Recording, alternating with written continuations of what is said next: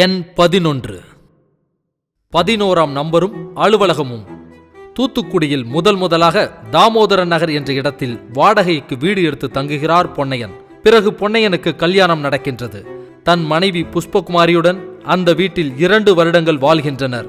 பிறகு தூத்துக்குடியில் கொஞ்சம் மெயின் ஏரியாவில் நம்பர் 11 கான்வென்ட் ரோட் தூத்துக்குடி என்ற இடத்தில் சொந்தமாக வீடு வாங்கி மனைவியுடன் வாழ்கின்றார். அந்த வீட்டிற்கு சென்ற பிறகு பொன்னையனுக்கு தொழில் ரீதியாக பல முன்னேற்றங்கள் நடக்கின்றது.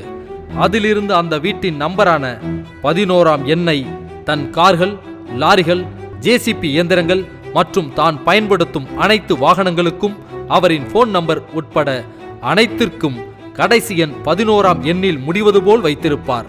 அவருக்கு அந்த எண்ணின் மீது அளப்பரிய நம்பிக்கை உண்டு. பொன்னையன் அவர்கள் 11ஆம் எண்ணிற்கு புதிய விளக்கம் வைத்திருக்கிறார்.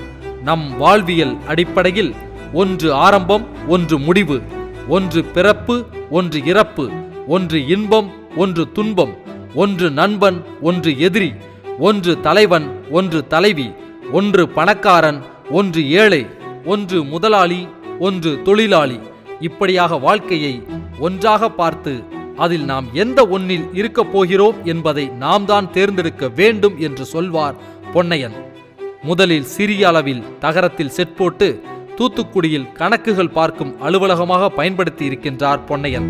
அதன் பிறகு தொழில் முன்னேற்றம் அடைந்து முப்பந்தலில் மிகப்பெரிய அலுவலகம் ஒன்றை கட்டினார் பொன்னையன். இந்த அலுவலகத்திற்கு 7 மாநிலங்களில் வேலை பார்க்கும் வேலையாட்கள் மற்றும் தொழில் அதிபர்கள், இன்ஜினியர்ஸ் ஆகியோர் வந்த வண்ணமும் பரபரப்பாகவுமே காணப்படும்.